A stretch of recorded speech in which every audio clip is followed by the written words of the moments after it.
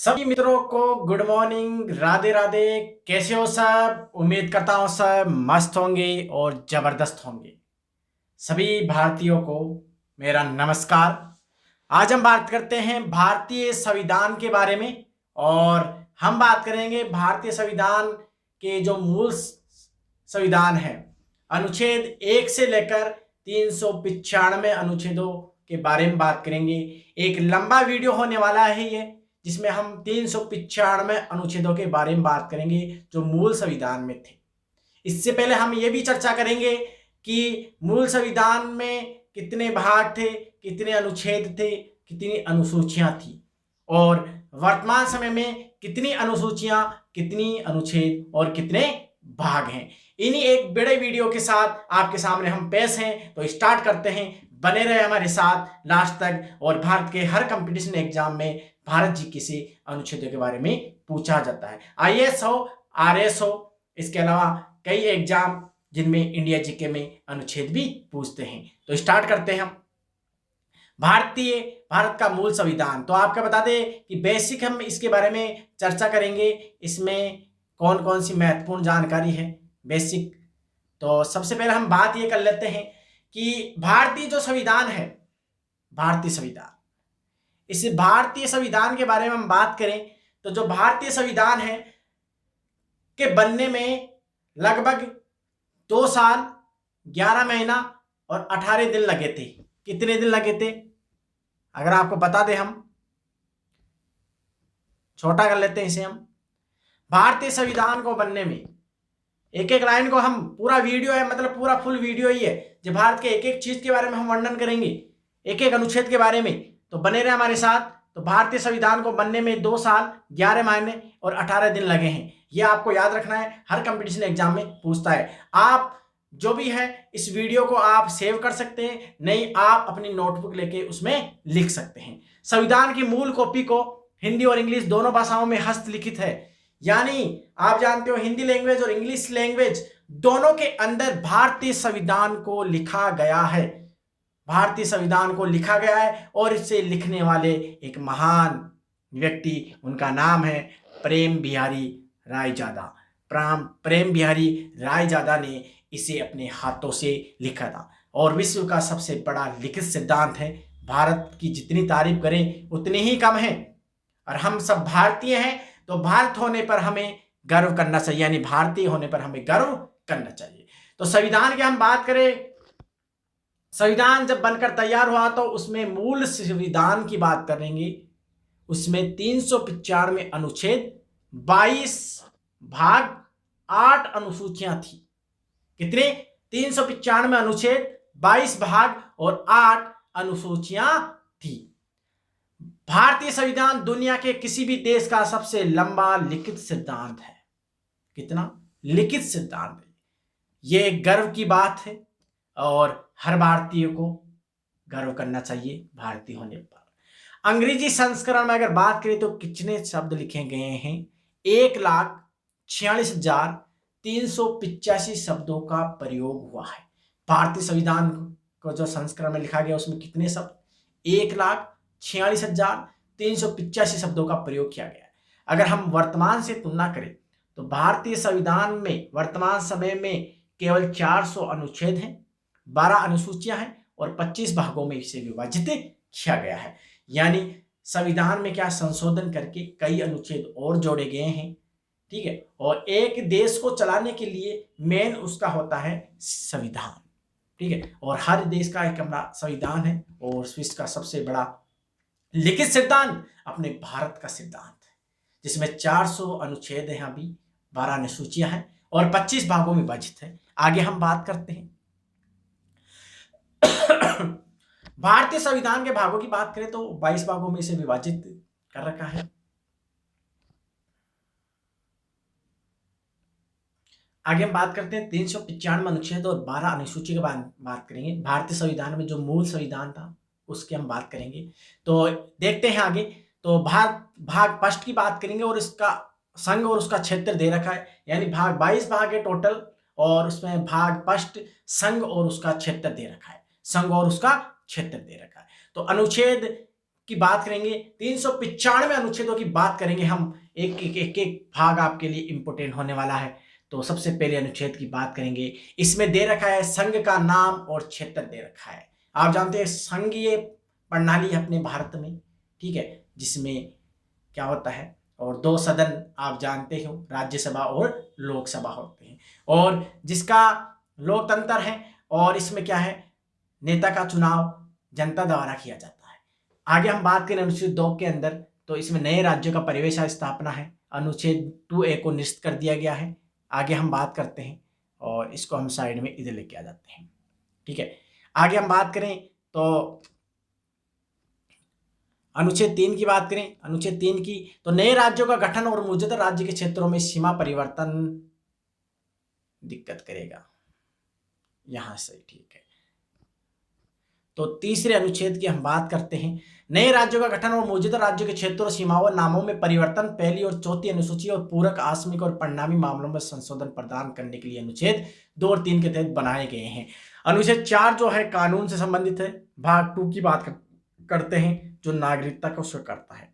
किसको शो करता है? अनुच्छेद 5 की बात करें, अनुच्छेद 5 तो संविधान के आरंभ में नागरिकता के बारे में बताता है। नेक्स्ट हम बात करते हैं एक अनुच्छेद के बारे में बताते हैं। अनुच्छेद 6 की बात करें हम, अनुच्छेद 6 की, तो अनुच्छेद 6 क्या कहता है? अनुच्छेद 6 ये कहता है कुछ डायलॉग्स के नागरिकता के आधार जो पाकिस्तान से बाहर चले गए हैं उनके बारे में वर्णन है। अनुच्छेद 7 की हम बात करें तो अनुच्छेद 7 में क्या पाकिस्तान में कुछ उद्यमों यानी उद्योगों की नागरिकता का अधिकार दे रखा है। अनुच्छेद 8 ये मूल संविधान की बात कर रहे हैं हम, मूल संविधान, संशोधन वाले की बात नहीं कर रहे हैं, मूल संविधान में भारत से बाहर रहने वाले भारतीय मूल के कुछ संवादों के नागरिकता के अधिकार दिए गए हैं। अनुच्छेद 9 की हम बात करें तो व्यक्तियों में से किसी विदेशी राज्य की नागरिकता प्राप्त कर रहे नागरिक नहीं है उनके बारे में दे रखा है। 10 की बात करें तो नागरिकता के अधिकार का जारी करना ये दे रखा है। ऐसे ही हम एक को हम जानेंगे। अनुच्छेद 11 में दे रखा है संसदीय कानून और नागरिकता अधिकार कानून है। भाग थर्ड की बात करते हैं तीसरे की, और इसमें दे रखा है अनुच्छेद 12, ठीक है। 12 में क्या परिभाषा बता रखी है, संविधान के बारे में परिभाषा दे रखी है। इसके अलावा 13वें अनुच्छेद की बात करें, 13वें अनुच्छेद की, तो 13वें अनुच्छेद में मौलिक अधिकारों से आरक्षण है उनका अल्पीकरण करने वाले कानून समरूपता का अधिकार दे रखा है। अनुच्छेद 14 की बात करें तो कानून के समरूपता का अधिकार है। अनुच्छेद 15 की बात करें तो धर्म, मूल वंश, जाति, लिंग या जन्म के आधार पर भेदभाव का निषेध है। अनुच्छेद 16 की हम बात करें तो सार्वजनिक रोजगार के मामले में अवसर की लाभप्रदता दे रखी है। अनुच्छेद 17 में अस्पृश्यता यानी छुआछूत के बारे में उदाहरण दे रखे हैं। तो ये एक अनुच्छेद इंपोर्टेंट है, आप सभी कंपटीशन एग्जाम की तैयारी कर रहे हैं उनके लिए, तो आप इन्हें नोट भी कर सकते हैं। आपकी सफलता ही हमारी सफलता है। अगले अगर हम बात करें अगले तो 18 की बात करें अनुच्छेद तो डिग्री सेल्सियस स्वतंत्रता का अधिकार दे रखा है, ठीक है। ये डिग्री सेल्सियस गलत आ गया, स्वतंत्रता का अधिकार था, यहाँ पर क्या आ गया ये, ठीक है। अनुच्छेद 19 की बात करें स्वतंत्रता के संबंध में कुछ अधिकारों का संरक्षण दे रखा है। 20 बार दोष सिद्धि की सिद्ध में संरक्षण दे रखा है। अनुच्छेद 21 में जीवन और व्यक्तिगत स्वतंत्रता की सुरक्षा है। अनुच्छेद 21A में शिक्षा के अधिकारों के विरुद्ध दे रखा है। अनुच्छेद अगर 22 की बात करें हम तो कुछ मामले अपराधी और राजतंत्र की सुरक्षा में शोषण के विरुद्ध अधिकार दे रखे। एक अनुच्छेद में भारत के अधिकार दे रखे हैं, क्या क्या है संविधान, एक देश के अधिकार हैं उनके बारे में, वही तो संविधान कहते हैं कि एक राष्ट्र को चलाने के लिए मेन क्या होता है, संविधान तो होता है जिसमें अधिकार दे रखे हैं। तो आगे हम बात करते हैं 23वें की, मानव तस्करी और जबरन श्रम यानी परीक्षण पर रोक लगा रखी है। 24 की हम बात करें तो 24वां कारखानों आदि में काम करने वाले बच्चों पर प्रतिबंध है। इसी के आधार पर हम आगे बात करें। अनुच्छेद 25 की हम बात करें, अनुच्छेद 25 की हम बात करें तो 25 में क्या दे रखा है, विवेक की स्वतंत्रता और धर्म का स्वतंत्र व्यवसाय, अभ्यास और प्रचार कर सकते हैं आप। अनुच्छेद 26 के अनुसार धार्मिक मामलों का प्रतिबंधन करने की स्वतंत्रता है आपको। अनुच्छेद 27 किसी विशेष धर्म के प्रचार के लिए करों के भुगतान में स्वतंत्र संबंध में स्वतंत्रता है। अनुच्छेद 28 की हम बात करें, कुछ शैक्षणिक संस्थानों में धार्मिक शिक्षा या धार्मिक पूजा में उपस्थिति के संबंध में स्वतंत्रता प्राप्त है। अनुच्छेद 29 की बात करें, अल्पसंख्यकों के हितों की सुरक्षा दे रखी है। आगे हम बात करते हैं। आगे हम बात करें अनुच्छेद 30 की, तो शैक्षणिक संस्थानों की स्थापना और प्रशासन करने का अल्पसंख्यक अधिकार दे रखा है। अनुच्छेद 31 निरस्त कर दिया गया है। 31A की संपदा आदि के लिए संपत्ति की बचत की पेशकश है। 31B की बात करें तो कुछ अधिनियमों और नागरिकों का सत्यापन है। अनुच्छेद 31C की बात करें कुछ निर्देश के सिद्धांतों के बारे में बनाने वाले भवनों की बचत दे रखी है। और अनुच्छेद 31D की निरस्त कर दिया गया है। 32 की बात करते हैं। 32 में क्या दे रखा है? 32 में दे रखा है इस भाग द्वारा प्रदत्त अधिकारों को लागू करने की उपाय दे रखे हैं। नेक्स्ट हम बात करते हैं, इसको निरस्त कर दिया गया है। 33 इस भाग में संसद की शक्ति में संशोधन के लिए प्रदत्त अधिकारों को लागू किया गया है। अनुच्छेद 34 में किसी भी क्षेत्र में मार्शल लॉ लागू करने पर इस भाग द्वारा प्रदत्त अधिकार पर प्रतिबंध है। अनुच्छेद 35 की हम बात करते हैं तो इस भाग के पेशेवरों को प्रभावशाली बनाने का विधान दे रखा है। एक एक अनुच्छेद इंपोर्टेंट है आप सभी के लिए। आगे हम बात करते हैं भाग 34 की, और राज्य के नीति निर्देशक सिद्धांत दे रखे हैं। और अनुच्छेद 36 में आता है। इसके अलावा और भी अनुच्छेद है, परिभाषा दे रखी है इसमें पहले। इसके बाद राज्य नीति निर्देशक तत्वों के सिद्धांतों की, और इसके बाद इस भाग में निहित सिद्धांतों के बारे में दे रखा है। 38 में राज्य की एक सामाजिक व्यवस्था के लोगों के कल्याण को बढ़ावा देना दे रखा है। अनुच्छेद 39 में दे रखा है राज्यों द्वारा फॉलो किए जाने वाले नीति के कुछ सिद्धांत दे रखे हैं। अनुच्छेद 39 समान न्याय और निःशुल्क कानूनी सहायता के लिए दे रखा है। और अनुच्छेद 40 ग्राम परियोजनाओं का संगठन से संबंधित है। एक एक अनुच्छेद के बारे में पूछता है एग्जाम में, याद रखना है। 41 की हम बात करें तो कुछ मामलों में काम, शिक्षा और सार्वजनिक सहायता का अधिकार है। अनुच्छेद 42 काम और मानवता की राहत के लिए प्रार्थना, ये इसमें वर्णन है। अनुच्छेद 43 निर्वाह स्वामी आदि के जीवन के लिए दे रखा है। अनुच्छेद 43A कंपनी के प्रबंधन में नामांकित की भागीदारी दे रखी है। 43B की बात करें तो SST को बढ़ावा देना। 44 नागरिकों के लिए समान नागरिक संहिता के बारे में वर्णन कर रखा है। एक एक अनुच्छेद आपके लिए महत्वपूर्ण। 45 बच्चों के लिए निःशुल्क एवं अनिवार्य शिक्षा का उद्देश्य दे रखा है। देखो संविधान मेन होता है देश को चलाने के लिए, तो एक एक अनुच्छेद से आपके आर्टिकल, अनुच्छेद को क्या बोलते हैं? आर्टिकल। इसमें क्वेश्चन आते हैं कंपटीशन एग्जाम में, आपको याद रखने हैं। ठीक है, 46 की बात करते हैं हम। 46 में क्या दे रखा है? ज्वालामुखीय जनजाति, ज्वालामुखीय जनजाति एवं अन्य फ्रांची कैस्ट स्टार्ट एवं आर्थिक अर्थशास्त्र को बढ़ावा देना। 47 पोषण स्तर और जीवन स्तर को ऊपर उठाना और सार्वजनिक स्वास्थ्य में सुधार करना, राज्य का अनुकूल हो तभी। 48 कृषि एवं बेरोजगारी संगठन के बारे में वर्णन कर रखा है। 48A की हम बात करते हैं, पर्यावरण की सुरक्षा और सुधार तथा वनों और पौधों की सुरक्षा से संबंधित है। अनुच्छेद 49 की बात करें तो राष्ट्रीय महत्व के स्मारक और स्थल और विरासत का संरक्षण से संबंधित है। अनुच्छेद 50 की बात करें तो न्यायपालिका को कार्यपालिका से अलग किया गया है, ये इसमें वर्णन है। अनुच्छेद 51 की बात करें तो अंतर्राष्ट्रीय शांति एवं सुरक्षा को बढ़ावा देने से संबंधित है। अब हम बात करते हैं भाग 4A की। किसकी बात करते हैं? भाग 4A की। इसमें कौन कौन से अनुच्छेद आते हैं? अनुच्छेद इसमें आता है ओनली 51 है, जिसमें मूल कर्तव्य के बारे में दे रखे हैं। आपने पढ़े होंगे मूल कर्तव्य के, भारतीय नागरिक के मूल कर्तव्य क्या होते हैं।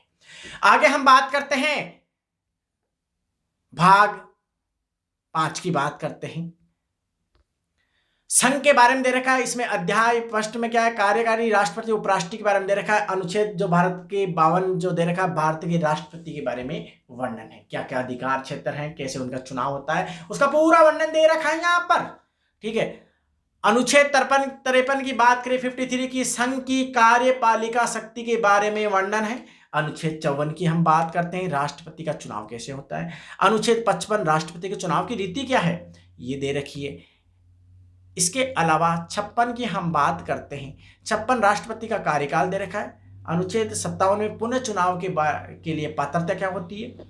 यानी कुल मिलाकर ये अलग अलग अनुच्छेद, अलग अलग अध्याय, अलग अलग भाग में, यानी 22 भाग है, उनमें इनका वर्णन कर रखा है। 58 राष्ट्रपति पद पर निर्वाचित होने के लिए योग्यताएं, राष्ट्रपति के कार्यालय की। अनुच्छेद 59 में शर्तें देंगे, और तो क्या करेंगे। 60 में राष्ट्रपति द्वारा शपथ व प्रतिज्ञान लेना, इसके बारे में दे रखा है। अनुच्छेद 61 की बात करें, राष्ट्रपति पर महाभियोग चलाने की प्रक्रिया का भी वर्णन इसमें दे रखा है। आगे हम बात करते हैं। आगे हम बात करें तो राष्ट्रपति पर महाभियोग चलाना हो गया, और अनुच्छेद 62 राष्ट्रपति के पद की रिक्ति को भरने के लिए चुनाव कराने का समय दे रखा है। इसके अलावा 63 भारत के उपराष्ट्रपति के बारे में दे रखा है। अनुच्छेद 64 उपराष्ट्रपति राज्यसभा का पदेन सभापति होता है, इसके बारे में वर्णन कर रखा है। 65 में उपराष्ट्रपति को राष्ट्रपति के रूप में कार्य करना या कार्यकाल में आकस्मिक रिक्तियों के दौरान या राष्ट्रपति की अनुपस्थिति के दौरान अपने कार्य का निर्वहन करने के बारे में वर्णन कर रखा है। अनुच्छेद 66 उपराष्ट्रपति का चुनाव कैसे होता है, इसके बारे में दे रखा है। नेक्स्ट हम बात करते हैं भारत के 63 में उपराष्ट्रपति के बारे में दे रखा है। उपराष्ट्रपति सभा का प्रधान सभापति और दे रखा था, ये हम पढ़ लिए थे। आगे हम बात करते हैं।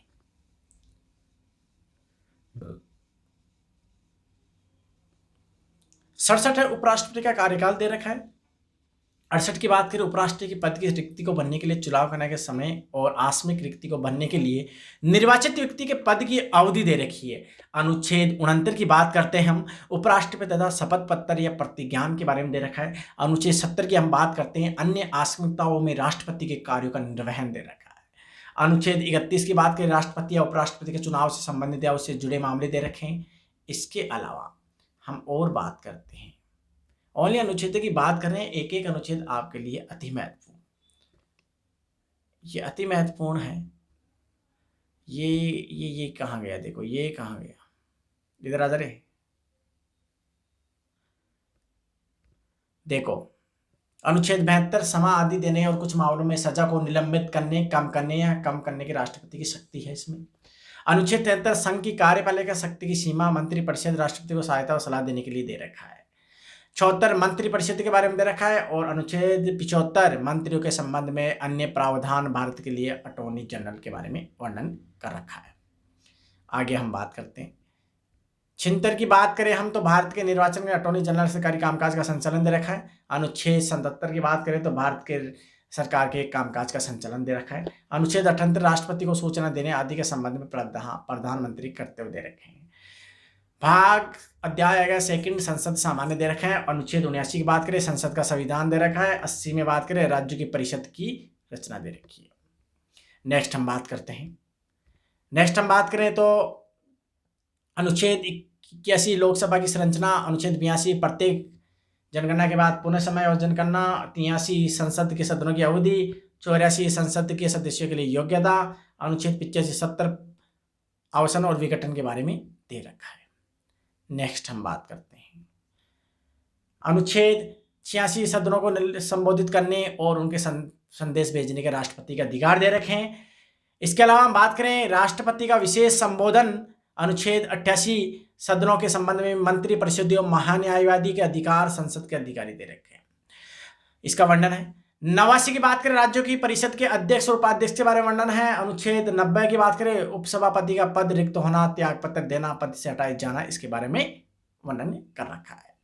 91 की बात करते हैं, 91 की, उपाध्याय या अन्य व्यक्ति के अध्यक्ष के कार्यकाल के कर्तव्यों का पालन कर उसके रूप में कार्य करने की शक्ति के बारे में वर्णन है। 92 की बात करें तो जब एक पद से हटाए जाने का प्रस्ताव विचाराधीन हो तो सभापति उपसभापति को अध्यक्षता नहीं करनी चाहिए, इसके बारे में वर्णन है।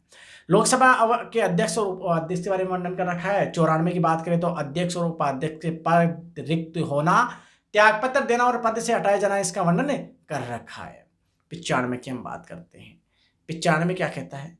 95 ये कहता है कि उपाध्यक्ष या अन्य व्यक्ति की अध्यक्ष के पद के कर्तव्यों का पालन करने या अध्यक्ष के रूप में कार्य करने की शक्ति ही इसके बारे में बता रखा है।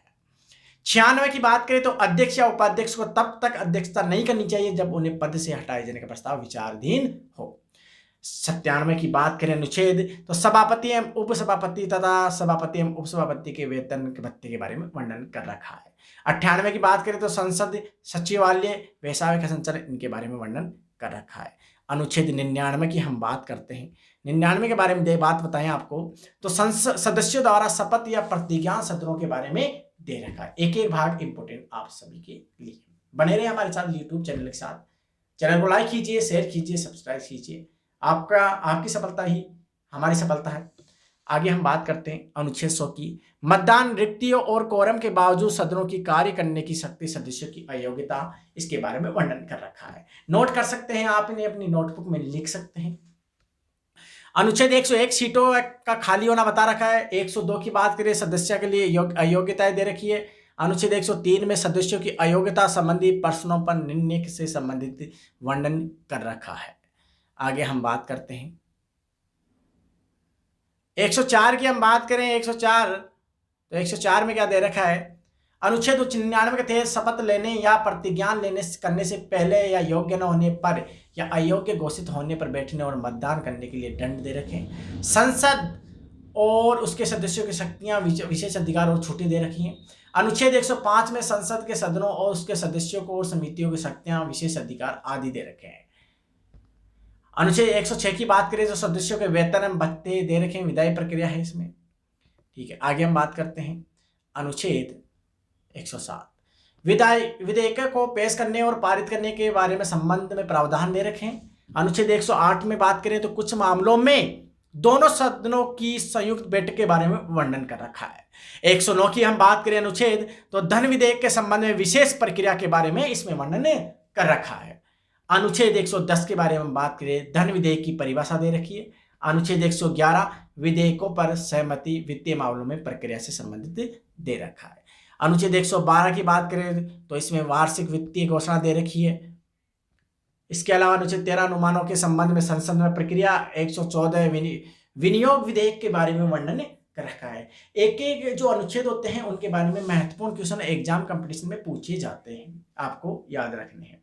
115 अनुपूरक, अतिरिक्त तथा अतिरिक्त अनुदान के बारे में दे रखा है। अनुच्छेद 116 लेखा अनुदान, श्रेय मत और असाधारण अनुदान के बारे में दे रखा है। अनुच्छेद 117 वित्तीय विधेयकों के संबंध में विशेष प्रावधान, प्रक्रिया आमतौर पर दे रखी है, इनके बारे में वर्णन है।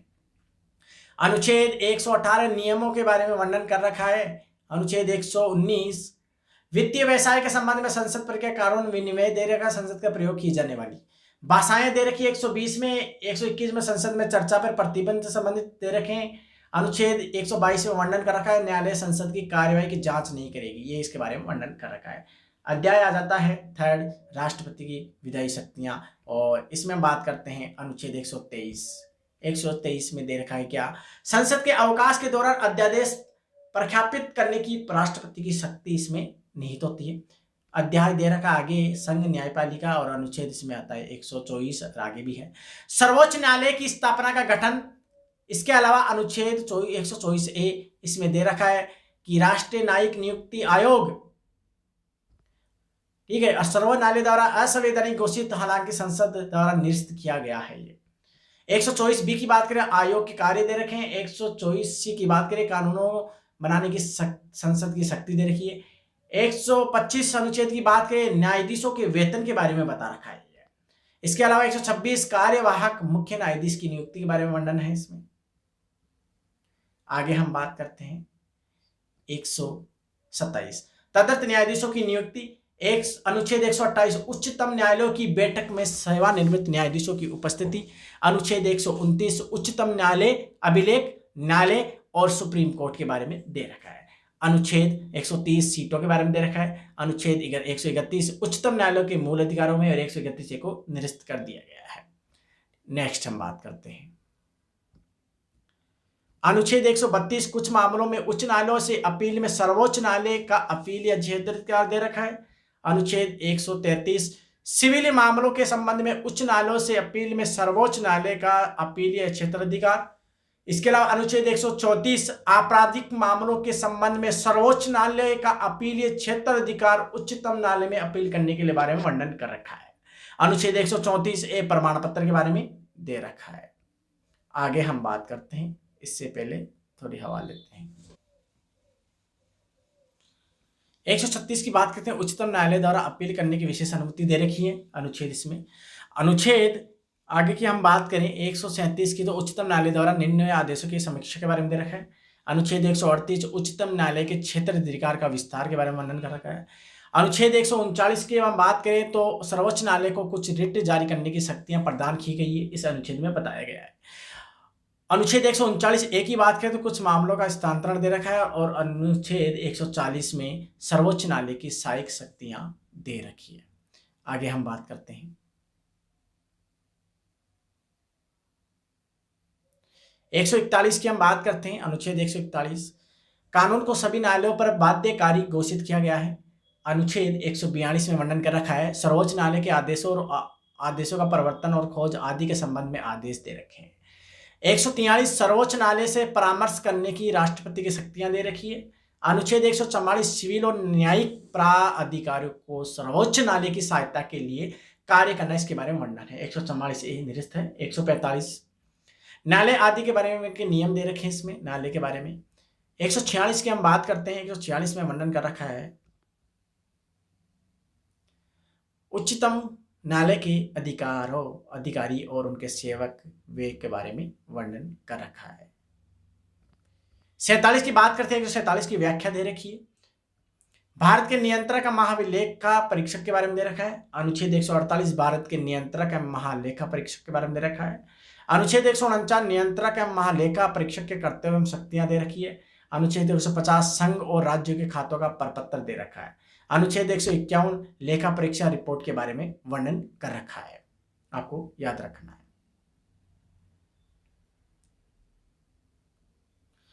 इसके प्रकार 151 में लेखा परीक्षा रिपोर्ट है, और भाग 6 आ जाता है, राज्य के बारे में वर्णन कर रखा है इसमें। और अध्याय 1 की बात करते हैं सामान्य, अनुच्छेद 152 इसमें राज्य की परिभाषा के बारे में दे रखा है। अध्याय 2 में बात करें तो अनुच्छेद 153 राज्य के राज्यपाल को दे रखा है। 154 अनुच्छेद की बात करें तो राज्य की कार्यपालिका शक्ति दे रखी है। अनुच्छेद 155 राज्य की नियुक्ति के बारे में वर्णन कर रखा है। नेक्स्ट हम बात करते हैं अनुच्छेद 156 राज्य का कार्यकाल, राज्यपाल का कार्यकाल दे रखा है। 157 राज्यपाल के रूप में नियुक्ति के लिए योग्यताएं दे रखी है। अनुच्छेद 158 राज्यपाल के कार्यों की शर्तें दे रखी है। अनुच्छेद 159 यानी 159 राज्यपाल द्वारा शपथ या प्रतिज्ञान के बारे में दे रखा है, वर्णन कर रखा है। 160 की बात करें तो कतिपय आकस्मिकताओं को में राज्यपाल के कार्यों का निर्वहन के बारे में दे रखा है। 161 की हम बात करें तो 161 में समा आदि देने और कुछ मामलों में सजा को निलंबित करने, कम करने के राज्यपाल की शक्तियों के बारे में वर्णन कर रखा है। अनुच्छेद 162 में राज्य की कार्यपालिका शक्ति का विस्तार, मंत्रिपरिषद के बारे में वर्णन है। अनुच्छेद 163 राज्यपाल की सहायता और सलाह के लिए मंत्रिपरिषद घोषित कर रखा है।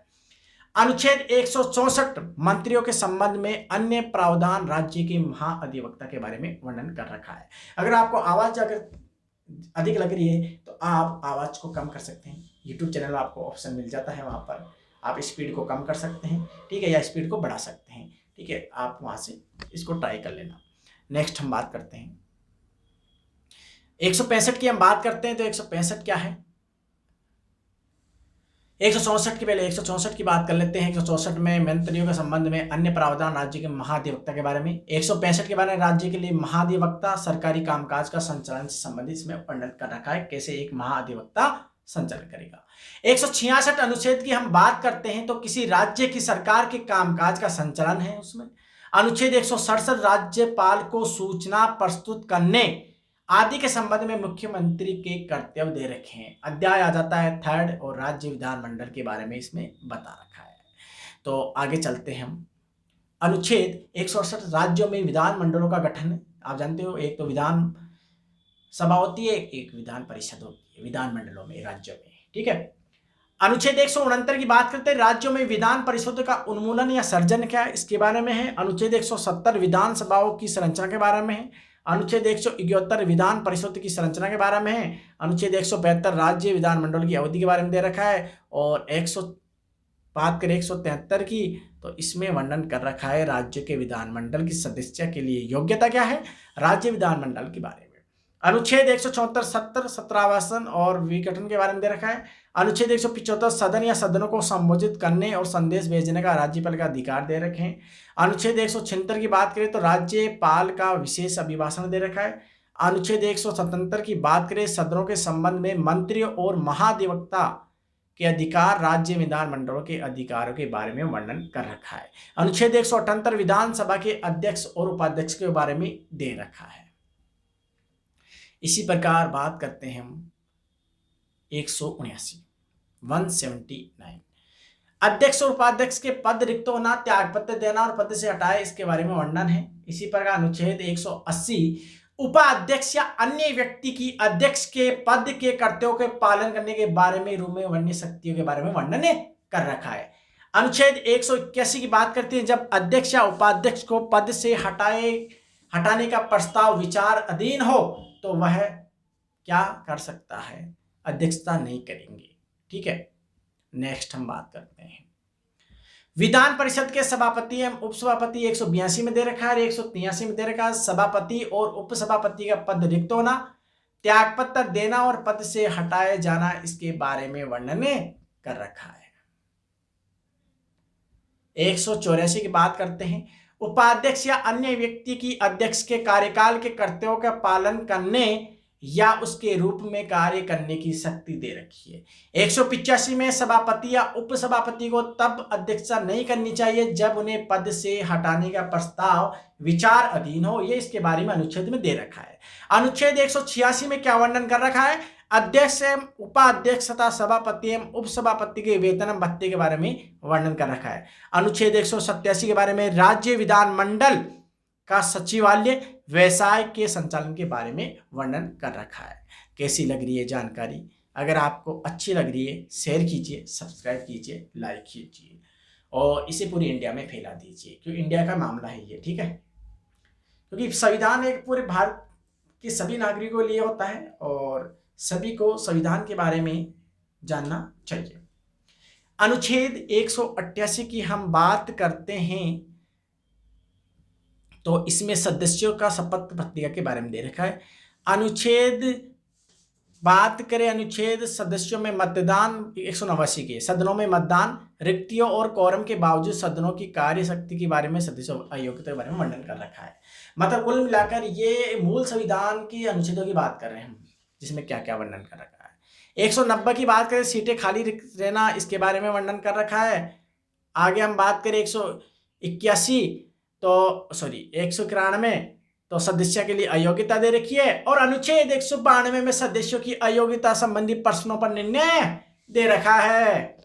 193 की बात करते हैं, अनुच्छेद 188 के तहत शपथ लेने वाले या प्रतिज्ञान करने से पहले बैठने और मतदान करने के लिए दंड या जब योग्य न हो, अयोग्य हो, इनके बारे में बता रखा है। राज्य विधानमंडलों और उनके सदस्यों की शक्तियां, विशेषाधिकार और शक्तियों के बारे में, उपाशक्ति के बारे में उन्मुक्तियां बताई गई है।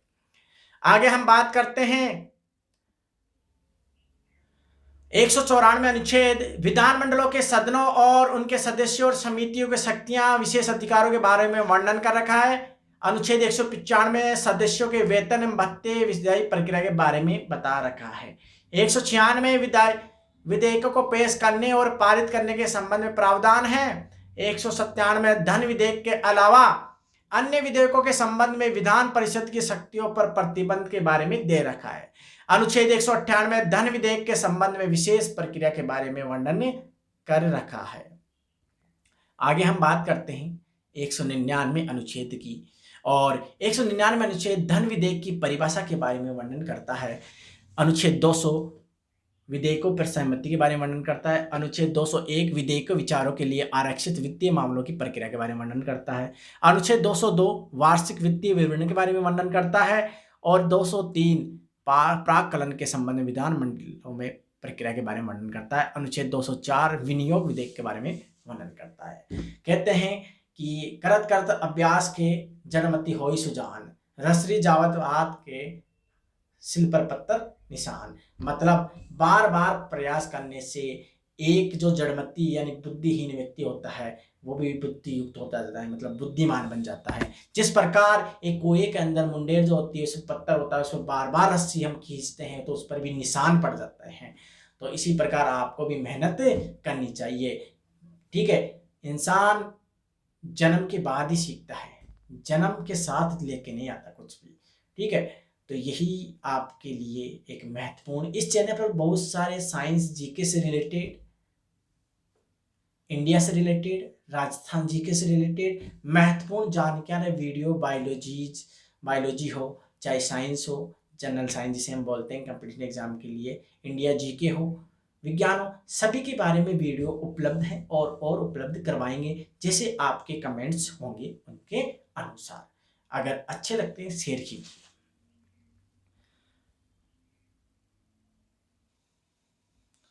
आगे हम बात करते हैं अनुच्छेद 105 205 की बात करते हैं हम।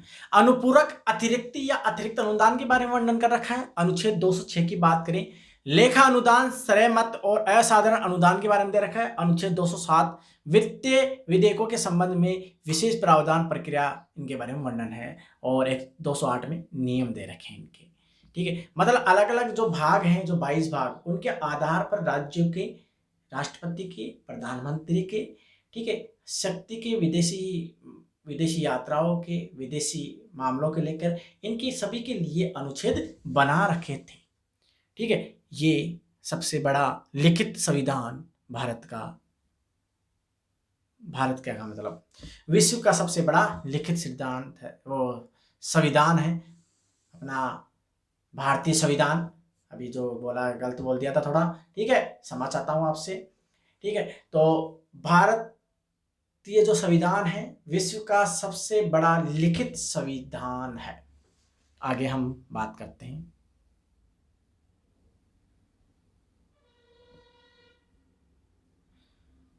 दो 209 वित्तीय व्यवसाय के संबंध में राज्य के विधानमंडल कानून के द्वारा नियमन के बारे में बता रखा है। 210 विधानमंडल में प्रयोग की जाने वाली भाषा के वर्णन है। 211 विधानमंडल में चर्चा पर प्रतिबंध के बारे में दे रखा है। 212 न्यायालय विधानमंडल की कार्रवाई की जांच नहीं करेंगे, इसके बारे में वर्णन है। और भाग आ जाता है चौथा राज्य की विधायी शक्तियों के बारे में। और अनुच्छेद 213 विधानमंडल के अवकाश और दौरान अध्यादेश प्रख्यापित करने की राज्यपाल की शक्तियां दे रखी है। अध्याय 5 में दे राज्यों में उच्च न्यायालय के राज्य के बारे में दे रखा है। और अनुच्छेद 214 में उच्च न्यायालय के बारे में दे रखा है। अनुच्छेद 215 में उच्च न्यायालय अभिलेख न्यायालय होंगे, इसके बारे में वर्णन है। 216 में उच्च न्यायालयों का गठन के बारे में दे रखा है। और 216 की बात करें तो इसमें उच्च न्यायालय के न्यायाधीश के पद की नियुक्ति कैसे होगी, इसके बारे में वर्णन दे रखा है। 218 उच्चतम न्यायालय के संबंधी कुछ प्रावधान उच्च न्यायालय के पर लागू होंगे, इनके बारे में वर्णन कर रखा है।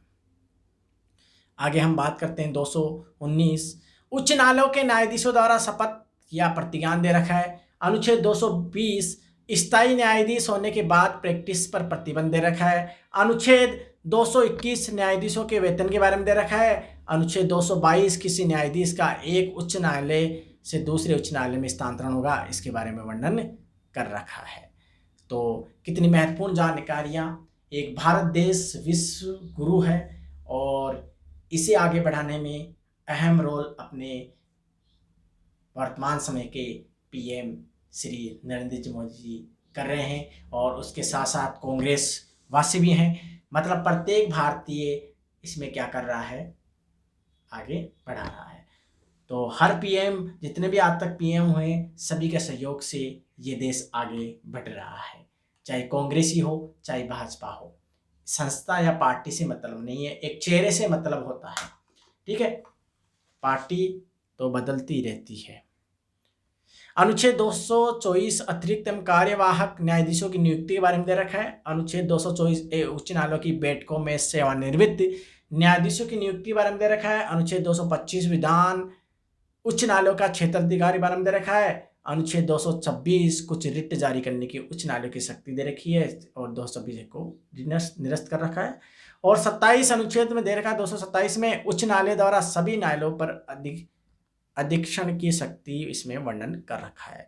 228 अनुच्छेद की बात करें तो कुछ मामलों का उच्च न्यायालय में स्थानांतरण अनुच्छेद 228 से निरस्त है। अनुच्छेद 229 उच्च न्यायालयों के अधिकारों उनका सेवक तथा व्यय दे रखा है। अनुच्छेद 230 उच्च न्यायालय के अधिकारों क्षेत्र का केंद्र शासित प्रदेशों तक विस्तार है।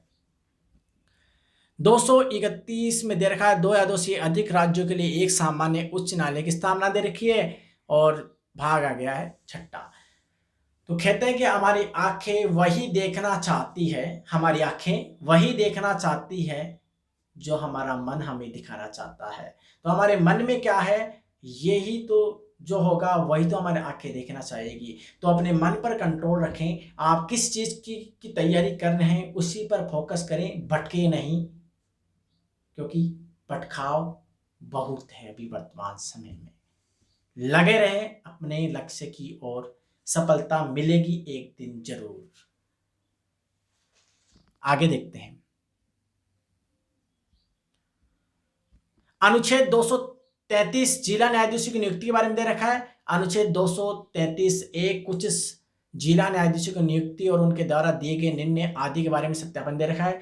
अनुच्छेद 234 न्यायिक सेवा में जिला न्यायाधीशों के अलावा अन्य व्यक्तियों की भर्ती के बारे में दे रखा है। अनुच्छेद 235 अधीनस्थ न्यायालयों पर नियंत्रण के बारे में दे रखा है। 236 व्याख्या कर रखा है इस पर। और अनुच्छेद 237 इस दायरे के प्रावधान कुछ वर्ग या वर्गों के मजिस्ट्रेटों पर लागू होना, इसके बारे में वर्णन दे रखा है। कितनी महत्वपूर्ण जानकारियां आप सभी के लिए। भाग आ जाता है 7वां। टोटल कितने भाग हैं? 22। कितने अनुच्छेद मूल सिद्धांत में? 395।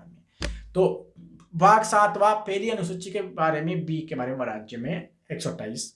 238 निरस्त भाग आ जाता है 8वां। केंद्र शासित प्रदेशों के बारे में दे रखा है, क्या क्या दे रखा है।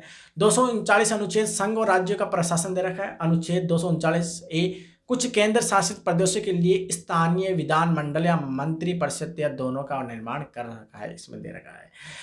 अनुच्छेद 239 डबल ए दिल्ली के संबंध में विशेष प्रावधान दे रखे हैं, यानी जितने भी केंद्र शासित प्रदेश हैं उन केंद्र शासित प्रदेशों के बारे में क्या है, भाग 8वें में दे रखा है। आगे देखते हैं। अनुच्छेद 239 ए बी संवैधानिक मशीनरी की विफलता के मामले प्रावधान है। 239 बी विधानमंडल के अवकाश के दौरान अध्यादेश प्रख्यापित करने की प्रशासकीय शक्ति दे रखी है। अनुच्छेद 240 कुछ संघ राज्यों के लिए नियम बनाने की उपराष्ट्रपति की शक्तियां केंद्र शासित प्रदेशों के लिए दे रखी है। अनुच्छेद 241 उच्च न्यायालय के बारे में वर्णन है। 242 निरस्त है। और भाग आ जाता है 9वां पंचायतों के बारे में। अब ये पंचायतों के बारे में वर्णन करेगा। अनुच्छेद 243 परिभाषाएं देगा इसमें पंचायतों के बारे में। 243 ए ग्राम सभा के बारे में बताएगा। 243 बी पंचायतों के गठन के बारे में। 243 सी पंचायतों की संरचना के बारे में। 243 डी सीटों के आरक्षण के बारे में। 243 ई पंचायतों की अवधि आदि के बारे में वर्णन करता है अनुच्छेद 243। आगे हम बात करते हैं 243 एफ सदस्यों के लिए अयोग्यताएं दे रखा है। 243 जी पंचायतों की शक्तियां, अधिकार, उत्तरदायित्व दे रखे हैं। 243 एच पंचायतों द्वारा उनकी निधियों पर लगाने की शक्तियां दे रखी, कर लगाने की शक्तियां दे रखी है। 243 आई वित्तीय स्थिति की समीक्षा हेतु वित्त आयोग का गठन दे रखा है। 43 डी में क्या दे रखा है वो 243 जे में पंचायतों के खातों की लेखा परीक्षा दे रखी है। और 243 के पंचायतों के चुनाव कैसे होंगे इसके बारे में दे रखा है। कुल मिलाकर पूरे संविधान में पूरा जो संचालन प्रणाली होते हैं, नियम कायदे कानून होते हैं, वो सभी होते हैं संविधान में। इसलिए तो संविधान क्या होती है, एक देश को चलाने का क्या है, आधार है, आधार होता है मेन संविधान। इसलिए संविधान जितना अच्छा होगा वो देश उतना ही मजबूत होगा। ठीक है। 243 के पंचायतों के चुनाव। 243 एल केंद्र शासित प्रदेशों के लिए आवेदन। 243 एम भाग कुछ क्षेत्रों पर लागू न होना। 243 एन मौजूदा कानून और पंचायतों को जारी रहना। और 243 ओ चुनावी मामलों में अदालतों के हिस्से पर रोक है। और आ जाता है भाग 9 ए नगर पालिकाओं के बारे में वर्णन, जिसमें अनुच्छेद 243 पी में परिभाषाएं दे रखी है। बहुत लंबा है 243 अनुच्छेद, इसमें बहुत ज्यादा वर्णन कर रखा है। 243 पी परिभाषाएं दे रखी है। 243 क्यू नगर पालिकाओं का संविधान। 243 आर नगर पालिकाओं की संरचना। 243 एस वार्ड समितियों का गठन और संरचना। और 243 टी सीटों के आरक्षण के बारे में वर्णन कर रखा है। अभी पूरा नहीं हुआ 243, अभी तो चलेगा रे बच्चों। 243 टी सीटों का आरक्षण है। 243 यू नगर पालिका आदि की अवधि। और 243 यू सदस्यों के लिए अयोग्यता है। 243 डब्ल्यू जेड तक ले जा बेटा इसको, नगर पालिका आदि की शक्तियां और प्राधिकार। और 243 एक्स नगर पालिकाओं द्वारा उनकी निधियों पर कर लगाने की शक्ति दे रखा है। और 243 वित्त आयोग हो गया। अब बहुत तेरे यार, जेड एक तक लेके जाएगा इसको, पूरा एबीसीडी कर दिया है। मतलब अनुच्छेद 243 जेड नगर पालिकाओं के खातों के लेखा परीक्षा बारे में वर्णन कर रखा है। अनुच्छेद 243 जेड ए नगर पालिकाओं के लिए चुनाव दे रखे हैं। जेड तक ले जाकर भी उसके अंदर क्या कर रहा है, और ए बी चला रखा है। मतलब कितना लंबा अनुच्छेद ये 243। अनुच्छेद 243 जेड सी भाग कुछ क्षेत्रों पर लागू न होना। जेड 43 डी जिला योजना समिति के बारे में वर्णन दे रखा है। क्या करने का है विचार इसका भाई साहब। ये 243 जेड डी जिला योजना हेतु समिति। अनुच्छेद 243 जेड ई महानगरीय योजना हेतु समिति दे रखी है। अनुच्छेद 243 जेड है मौजूदा कानून नगरपालिका को जारी रखना। इतने सारे अनुसंधान वो इतने सारे अनुच्छेद हैं, इनको याद कैसे करें? याद करना है तो इनको है ना, हमें क्या करना पड़ेगा, बार बार इनको रिपीट करना पड़ेगा और देखना पड़ेगा, या एक बार अपने रूम में चिपका लो, इसका चस्पा लगवा लो और याद कर लो। सबसे सरल तरीका और इसके बारे में वर्णन करो, एक दूसरे को बताओ, याद हो जाएगा। ठीक है। 243 जेड जी चुनावी मामलों में न्यायालय के हस्ते पर रोक है। और अब आ जाता है क्या, 9B सहकारी समितियों के बारे में दे रखा है। अभी पूरा नहीं हुआ है 243, अभी तो चलेगा बच्चों।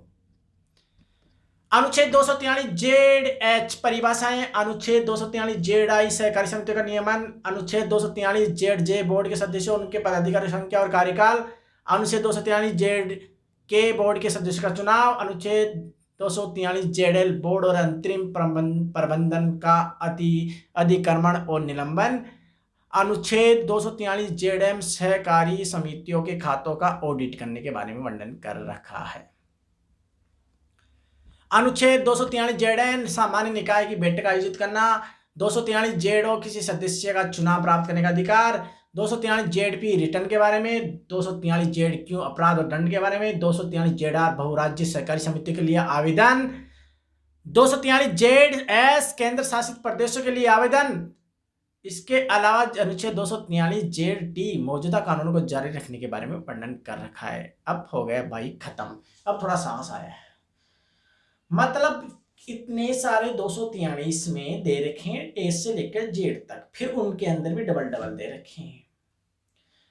तो भारतीय संविधान को घोषित क्यों नहीं, इतना बड़ा घोषित इसलिए तो करते हैं, सबसे बड़ा लिखित संविधान, इतने सारे नियम कायदे कानून इस संविधान में दे रखे हैं, इसलिए तो भारतीय संविधान को हम दुनिया का सबसे बड़ा लिखित संविधान बोलते हैं। हम आगे देख लेते हैं। भाग 10 में आ जाता है अनुसूचित और जनजातीय क्षेत्रों के बारे में वर्णन करेगा। जनजाति के बारे में 244 क्या कहता है, अनुसूचित क्षेत्रों एवं जनजातीय क्षेत्रों का प्रशासन के बारे में दे रखा है। अनुच्छेद 244 ए असम में कुछ जनजातीय क्षेत्रों को शामिल करते हुए एक स्वायत्त राज्य का गठन और उसके लिए स्थानीय विधानमंडल या मंत्री परिषद या दोनों का निर्माण के लिए दे रखा है। भाग 11 में संघ और राज्य के बीच के संबंध दे रखे हैं। अध्याय 5 में विधायी संबंध, विधायी शक्ति के बारे में वर्णन कर रखा है। आगे देखते हैं। अनुच्छेद 245 संसद और राज्य के विधानमंडलों द्वारा बनाए गए कानून का विस्तार के बारे में वर्णन कर रखा है। अनुच्छेद 246 संसद और राज्यों के विधानमंडलों द्वारा बनाए गए कानून के विषय के बारे में वर्णन है।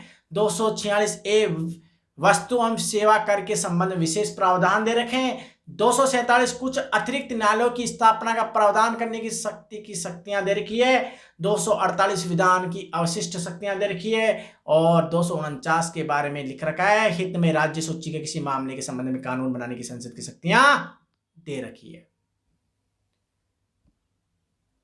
अनुच्छेद 250 यदि आपातकाल की उद्घोषणा लागू हो तो राज्य सूची के किसी भी मामले के संबंध में कानून बनाने की संसद की शक्ति है।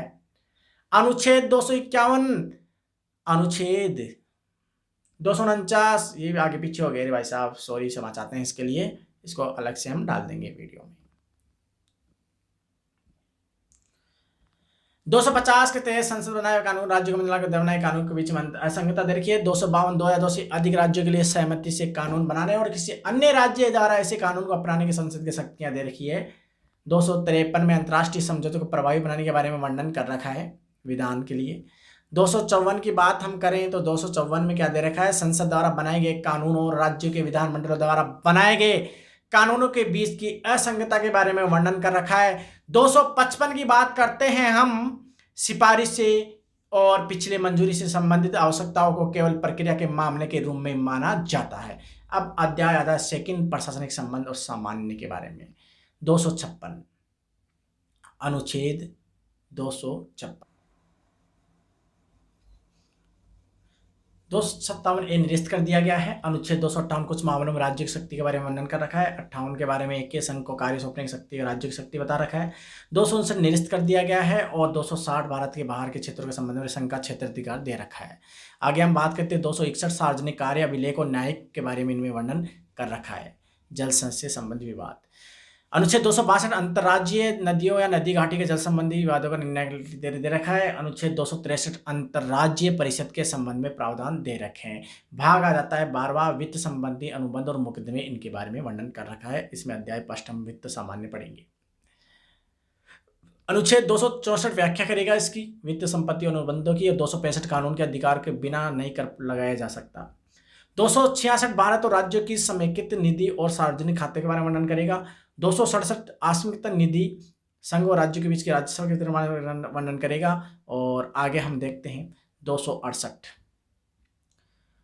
अनुच्छेद 268 शुल्क संघ द्वारा लगाए जाते हैं लेकिन एकत्रित और विनियोजित राज्य द्वारा किए जाते हैं। अनुच्छेद 268 निरस्त है। 269 कर सेवा द्वारा लगाए गए एकत्रित किए जाते हैं लेकिन राज्यों को सौंपे जाते हैं।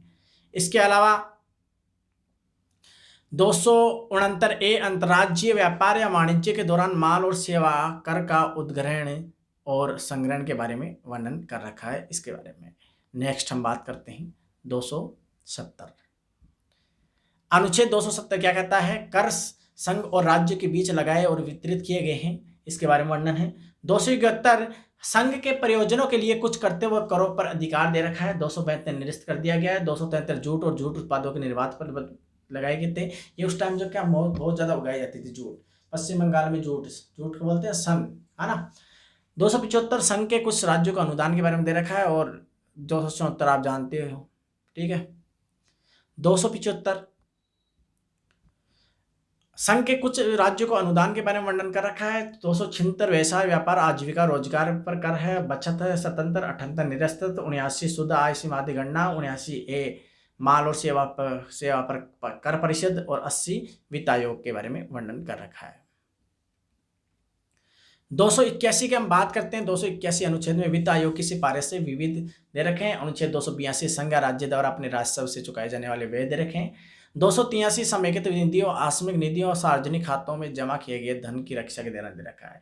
अनुच्छेद 284 लोक सेवकों और न्यायालय द्वारा प्राप्त दावेदारों की जमा राशि और अन्य धन की अभिरक्षा के बारे में वर्णन कर रखा है। 285 संघ की संपत्ति को राज्य कराधान से छूट देने के बारे में वर्णन कर रखा है। ये कितने सारे अनुच्छेद दे रखे हैं भारतीय संविधान में, तभी तो एक नौकरी पाने के लिए इतना कुछ पढ़ना पड़ता है, पढ़ना पड़ेगा ये, क्योंकि सबसे बड़ा लिखित संविधान अपने भारत का है। भारत जितना विविधतापूर्ण है उतनी इसमें एकता भी है। भारत देश की जितनी तारीफ करिए उतनी ही कम है। हम भारतीय हैं, गर्व होना चाहिए। 286 माल की बिक्री या खरीद पर लगाने के संबंध में प्रतिबंध दे रखा है। अनुच्छेद 287 बिजली करों से छूट दे रखा है। अनुच्छेद 288 कुछ मामलों में पानी या बिजली के संबंध में राज्य द्वारा कराधान से छूट दे रखा है। 289 में दे रखा है किसी राज्य की संपत्ति और आग को कराधान से छूट देना, कर से छूट देना। अनुच्छेद 290 कुछ खर्चों और पेंशन के संबंध में समायोजन दे रखा है। और 291 कुछ देवाश्रम निधियों को वार्षिक भुगतान के बारे में वर्णन कर रखा है। 291 में निरस्त कर दिया गया है। अध्याय सेकंड उधार से संबंधित है। और बात कर लेते हैं अनुच्छेद 292 की, भारत सरकार द्वारा उधार लेने से संबंधित है। 293 आप जानते हो कोई भी देश संपन्नता नहीं है, ये आयात निर्यात करता है तो कर भी लेता है, तो इसके बारे में वर्णन कर रखा है। अध्याय सेकंड वो थर्ड आ जाता है, संपत्ति अनुबंध अधिकार दायित्व और मुक्त में आ जाते हैं। 94 कुछ मामलों में संपत्ति, परिसंपत्तियों, अधिकारों, देनदारियों, दायित्वों के बारे में दे रखा है। इसी प्रकार अनुच्छेद हम 295 की बात करते हैं तो कुछ मामलों में संपत्ति, परिसंपत्तियों, अधिकारों, देनदारियों के बारे में वर्णन कर रखा है। 200 ये दोनों सेम कैसे हो गए रे, कहीं कहीं मिस्टेक हुई है, यहाँ देखो मिस्टेक हुई है, इसको देखो आप, बाद में अलग से वीडियो डालेंगे इसका ना, अलग से बता देंगे, है ना। ठीक है रे, नेक्स्ट देखते हैं 296। राजद्रोह या व्यपगत से या वास्तविक रीति के रूप में अर्जित संपत्ति के बारे में दे रखा है। अनुच्छेद 297 क्षेत्रीय जल या महाद्वीपीय शेल्फ के भीतर मूल्यवान चीजें और विशेष आर्थिक क्षेत्र संसाधनों को संघ में निहित करने के बारे में दे रखा है। अनुच्छेद 298 व्यापार आदि जारी करने की शक्ति दे रखा है। 299 संविधाएं हैं, 30वें मुकदमे और अध्याय 4 आ जाता है संपत्ति के अधिकार के बारे में दे रखा है। इसमें अनुच्छेद 301 कानून के बारे में दे रखा है, अधिकार के बिना किसी व्यक्ति को संपत्ति से वंचित नहीं किया जा सकता। अब आ जाता है भाग 13, वो 13 आ जाता है। तो भारत के क्षेत्र के भीतर व्यापार वाणिज्य और इंटरकॉर्स दे रखा है। 301 में व्यापार वाणिज्य और संभोग की स्वतंत्रता दे रखी है। 302 व्यापार वाणिज्य संभोग पर प्रतिबंध लगाने की शक्ति दे रहे हैं, व्यापार से रिलेटेड है भाग 13। और अनुच्छेद 303 व्यापार और वाणिज्य संबंध में कर विधियों के बारे में, शक्तियों के बारे में, प्रतिबंध के बारे में वर्णन कर रखा है। अब चलते हैं 304 की ओर। 304 क्या कहता है? राज्यों के बीच व्यापार और वाणिज्य और संभोग पर प्रतिबंध है। 305 मौजूदा कानूनों और राज्य के एकाधिकार करने के लिए बारे में दे रखा है। अनुच्छेद 306 निरस्त कर दिया गया है। 307 अनुच्छेद और 301 से लेकर 304 के उद्देश्य को पूरा करने के लिए इसमें अधिकार दे रखे हैं। अब आ जाता है 14वां भाग और संघ और राज्य के अधीन सेवाओं के बारे में दे रखा है, जिसमें अध्याय 5 आता है और अनुच्छेद 308 इसकी व्याख्या करता है।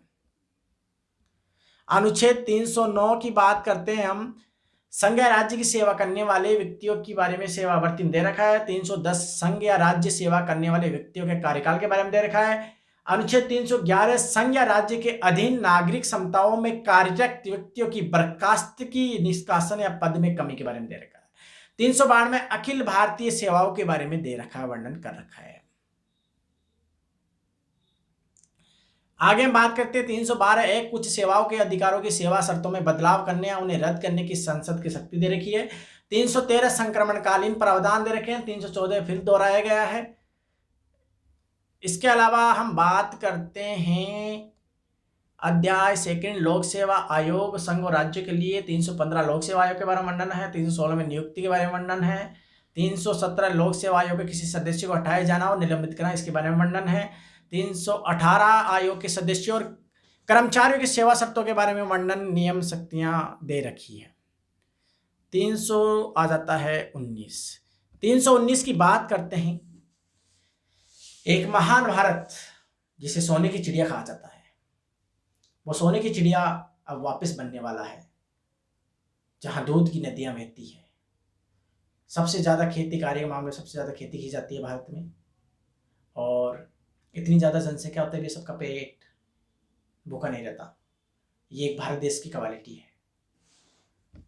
तो जितनी तारीफ करें भारत की उतनी ही कम है। इतने इतने ऐसे ऐसे महापुरुष हुए हैं भारत में, जैसे स्वामी विवेकानंद। अगर ये एक संत नहीं होते थे, एक वैज्ञानिक होते, तो देश को कितने आगे तक होता, और साइंटिस्ट के मामले में। पर इन्होंने यहाँ भारत की जो संस्कृति है उसका पूरा व्याख्यान पूरे विश्व में फैलाया है। तो अगर साइंटिस्ट होते तो भी भारत की तारीफ होती, और संत है तो तारीफ हो रही है। तो भारत देश इज ग्रेटेस्ट, ग्रेट है भारत, सब में सर्वोत्तम। आगे हम बात करते हैं 320 कार्य के बारे में दे रखा है। 321 लोक सेवा आयोग के कार्यों का विस्तार करने की शक्ति दे रखी है। 322 लोक सेवा आयोग के व्यय दे रखे हैं, और अनुच्छेद 323 रिपोर्टों के बारे में दे रखा है। आ जाता है 14वां न्याय अधिकारों के बारे में, न्याय के क्या क्या अधिकार होते हैं। अनुच्छेद 323A प्रशासनिक न्याय अधिकार अन्य मामलों के लिए दे रखे हैं। अनुच्छेद 320 न्याय अधिकारों में दे रखे हैं, और 15 आ गया भाग चुनाव के बारे में दे रखा है। अनुच्छेद 324 चुनावों का अधीक्षण, निर्देशन और नियंत्रण चुनाव आयोग में निहित किया गया जाएगा। अनुच्छेद 325 आ जाता है आगे, और 325 क्या कहता है? 325 कोई भी व्यक्ति धर्म, मूल, वंश या जाति या लिंग के आधार पर किसी विशेष मतदाता सूची में शामिल होने या शामिल होने का दावा करने के लिए अयोग्य नहीं होगा। अनुच्छेद अनुच्छेद 356 लोक सेवा और राज्यों की विधानसभाओं में चुनाव वयस्क मताधिकार के आधार पर होंगे। 327 विधानमंडलों के चुनाव के संबंध में प्रावधान की शक्ति दे रखा है। और हम कहते हैं यथा दृष्टि तथा सृष्टि, जैसी आपकी दृष्टि होगी वैसे ही आपको संसार दिखाई देगा। ये क्या कहती है, हमारी दृष्टि कहती है। तो आपकी दृष्टि क्या है, क्या सोच रखते हैं आप, आपके अपने व्यापार से लेकर, अपनी शिक्षा से लेकर, अपने देश और राज्य से लेकर, वैसे ही आपको सृष्टि दिखाई देगी, जैसे आपके विचार होंगे, जैसे आपकी दृष्टि होगी। आगे देखिए,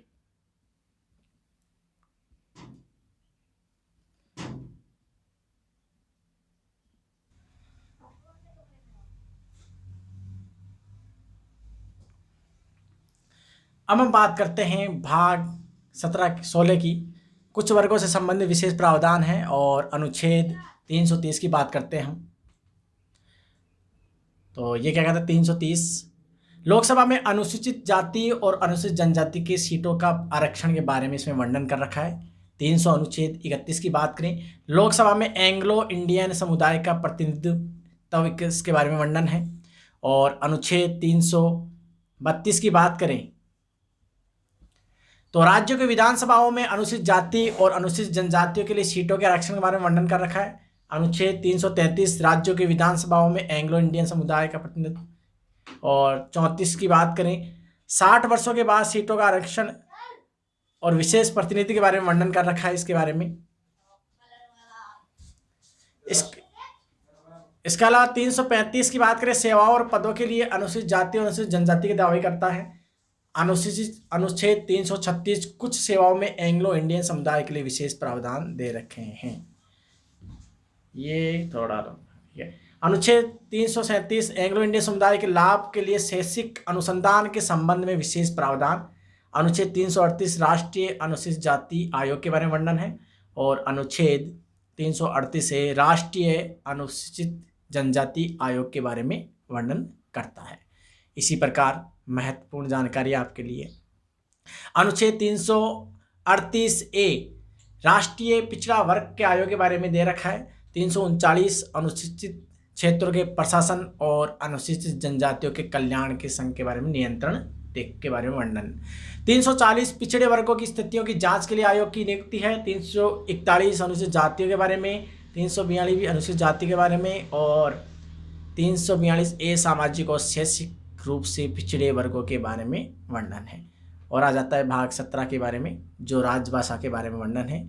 अध्याय 5 की बात करते हैं संघ की भाषा, और अनुच्छेद 343 संघ की राज्य भाषा दे रखी है। 344 में राजभाषा आयोग एवं संसद के बारे में, और अध्याय 2 दे रखा है इसमें क्षेत्रीय भाषाओं के बारे में।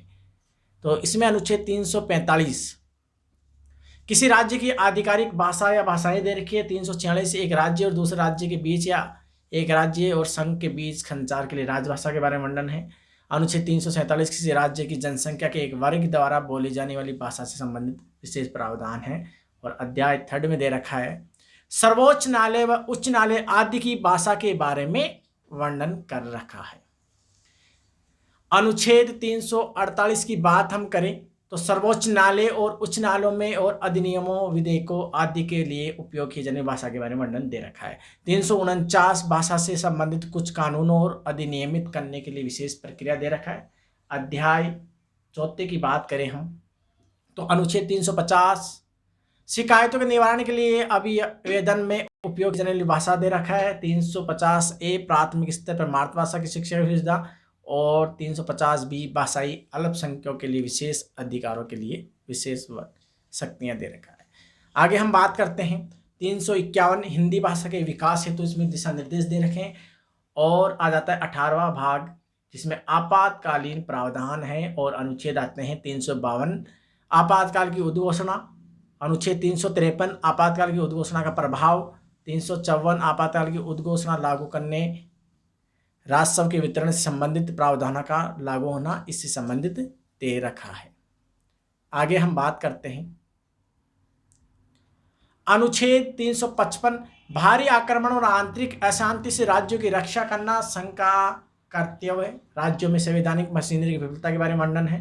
अनुच्छेद 356 प्रावधान है, ठीक है। अनुच्छेद 57 अनुच्छेद 356 के तहत जारी उद्घोषणा के तहत विधायी शक्तियों के प्रयोग के वर्णन के बारे में दे रखा है। इसी प्रकार 358 आपातकाल के दौरान अनुच्छेद 19 के प्रावधान का निलंबन दे रखा है। अनुच्छेद 359 आपातकाल के दौरान भाग 3 द्वारा प्रदत्त अधिकारों के प्रवर्तन के निलंबन के बारे में दे रखा है। अनुच्छेद 59A निरस्त है। अनुच्छेद 360 वित्तीय आपातकाल के संबंध में प्रावधान दे रखे हैं। इसी प्रकार भाग बात करते हैं हम 19 की और विविध के बारे में दे रखा है। तो 361 राष्ट्रपति और राज्यपालों तथा राज प्रमुख की सुरक्षा का वर्णन है। 361A संसद और राज्य विधानमंडलों की कार्रवाई के प्रशासन एवं संरक्षण के बारे में वर्णन है। अनुच्छेद 361B लाभकारी राजनीतिक पद पर नियुक्ति के लिए अयोग्यताओं के बारे में वर्णन कर रखा है। आगे हम बात करते हैं 362 निरस्त है और 363 कुछ संधियों और समझौतों आदि से उत्पन्न विवादों में अदालतों द्वारा हस्तक्षेप पर रोक। अनुच्छेद 363A भारतीय राज्यों के शासकों को दी गई मान्यता समाप्त करने और प्रिवर्स को समाप्त करने के बारे में वर्णन है। 364 प्रमुख बंदरगाहों और हवाई अड्डों के संबंध में विशेष प्रावधान दे रखे हैं। तो हर संविधान के हर अनुच्छेद में अलग अलग शक्तियों के बारे में उनकी परिभाषाएं, उनके वर्णन, उनकी शक्तियों के बारे में वर्णन कर रखा है। 365 की हम बात करते हैं तो 365 क्या करता है, क्या कहता है, संघ द्वारा दिए गए निर्देशों का अनुपालन करने या उन्हें प्रभावी करने में विफलता का प्रभाव है। अनुच्छेद 366 परिभाषाएं दे रखी है। अनुच्छेद 367 इसकी व्याख्या और भाग आ जाता है कौन सा 20 संविधान का संशोधन दे रखा है इसमें कि इसमें संशोधन यानी जो संविधान बनाया गया है, जो मूल संविधान 395 में, उसमें क्या क्या संशोधन कर सकते हैं, ये भाग दे रखे हैं 20 में। अनुच्छेद 368 में दे रखा है संविधान में संशोधन करने की संसद की शक्ति और उसके लिए प्रक्रिया अपना रखेगी। मतलब संविधान को जब बनाया गया था तो इसमें ये भी प्रावधान किया गया है कि इसमें हम संशोधन भी कर सकते हैं, जो अनुच्छेद 368 के अंतर्गत आता है। भाग 21 की बात करते हैं, अस्थायी संक्रमणकालीन और विशेष प्रावधान है, जिसमें अनुच्छेद 369 संसद को राज्य सूची के कुछ मामलों के संबंध में कानून बनाने की अस्थायी शक्ति, जैसे कि वे समवर्ती सूची के मामले हो। इसी प्रकार अनुच्छेद 370 जम्मू और कश्मीर राज्य के संबंध में अस्थायी प्रावधान है, जो आप इसके बारे में जानते ही हो 370 के बारे में। आगे हम बात करते हैं अनुच्छेद 371 महाराष्ट्र और गुजरात राज्य के संबंध में विशेष प्रावधान दे रखे हैं। 371 नागालैंड राज्य के बारे में, ये जितने भी राज्य हैं उनके बारे में दे रखे हैं, ये 71 यानी 71A-B। तो 371B असम राज्य के संबंध में विशेष प्रावधान, 371C मणिपुर राज्य के संबंध में विशेष प्रावधान दे रखे हैं। 371D आंध्र प्रदेश राज्य के बारे में, 371E आंध्र प्रदेश में केंद्रीय विश्वविद्यालयों की स्थापना के बारे में दे रखा है। इसी प्रकार 371F सिक्किम राज्य के संबंध में विशेष प्रावधान, 371G मिजोरम राज्य के बारे में, 371H अरुणाचल प्रदेश राज्य के संबंध में विशेष प्रावधान। इसी प्रकार 371I गोवा राज्य के संबंध में, यानी जितने भी राज्य हैं अपने टोटल उन सभी राज्यों के बारे में दे रखे। 371J कर्नाटक राज्य के संबंध में विशेष प्रावधान। 372 मौजूदा कानूनों पर लागू रहना और उनका अनुकूलन। 372A कानूनों को अनुकूलित करने की राष्ट्रपति की शक्तियां दे रखी है। इसी प्रकार 373 कुछ मामलों में निवारक निरोध के तहत व्यक्तियों में आदेश देने की राष्ट्रपति की शक्ति निहित है। इसी प्रकार 374 संघीय न्यायालय के न्यायाधीशों और संघीय न्यायालयों में या परिषद में महामहिम के समक्ष लंबित कार्रवाई के संबंध प्रावधान है। 375 में न्यायालय प्राधिकरण अधिकारी संविधान के प्रावधानों के अधीन कार्य करते रहेंगे, ये इसके बारे में उच्च न्यायालय के न्यायाधीशों के संबंध में दे रखा है। इसी प्रकार 376 क्या कहता है, अनुच्छेद आर्टिकल 376 कहता है प्रावधान भारत के नियंत्रक लेखा परीक्षक के संबंध में दे रखा है। अनुच्छेद 377 लोक सेवा आयोग के संबंध में, अनुच्छेद 378 प्रावधान है। और अगला जो अनुच्छेद है 378 आंध्र प्रदेश विधानसभा अवधि के संबंध में विशेष प्रावधान है। 379 से 391 में निरस्त कर दिए गए हैं। 392 कठिनाइयों को दूर करने की राष्ट्रपति की शक्तियां हैं। और भाग आ जाता है लास्ट भाग, क्योंकि 22 भाग हैं मूल संविधान में। 395 अनुच्छेद 8 अनुसूचियाँ। तो लास्ट भाग की बात करें तो संक्षिप्त शीर्षक प्रारंभ हिंदी में आधिकारिक पाठ और निरसन दे रखा है। इसमें अनुच्छेद 393 लघु शीर्षक, अनुच्छेद 394 प्रारंभ दे रखा है और अनुच्छेद 394 ए हिंदी भाषा में प्रमाणिक पाठ के बारे में दे रखा है और 395 निरस्त कर दिया गया है। इन अनुच्छेदों को नीचे भी हम समझा रखें, आप इन्हें भी देख सकते हैं जिनमें शॉर्ट में समझा रखा है। तो कैसे लगे ये वीडियो? भारतीय जो विश्व का सबसे बड़ा लिखित संविधान है, तो बने रहे हमारे साथ यूट्यूब चैनल के साथ। ये महत्वपूर्ण नीचे दे रखे हैं, इनके बारे में संविधान में अनुसूचियों के बारे में दे रखा है, आप इन्हें भी देख सकते हैं। ये अनुसूचियां हैं जिसमें पहली अनुसूची, दूसरी अनुसूची, तीसरी अनुसूची, चौथी अनुसूची, पाँचवीं अनुसूची, छठी अनुसूची, सातवीं अनुसूची, आठवीं अनुसूची, नौवीं अनुसूची और 10वीं अनुसूची, 11वीं अनुसूची, 12वीं अनुसूची, इन सूचियों के बारे में वर्णन कर रखा है। तो कैसे लगे वीडियो भारतीय संविधान के बारे में? ऐसे वीडियो भारतीय के जीके के बारे में आपको मिलते रहेंगे। सभी को जय हिंद, जय भारत।